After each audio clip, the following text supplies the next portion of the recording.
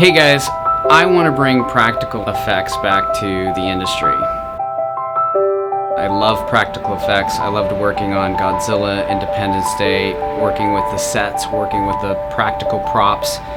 I also love visual effects. I love the computer generated process, but I think the real magic happens when you integrate the practical with the computer generated visual effects.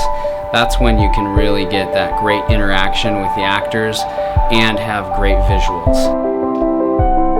The Star Wars prequels, for example, great visuals. They had an amazing visual effects team on those films, but when you look at the acting, it suffered a little bit based upon them not being able to really interact with anything. I had the honor of working with Roland Emmerich on Godzilla.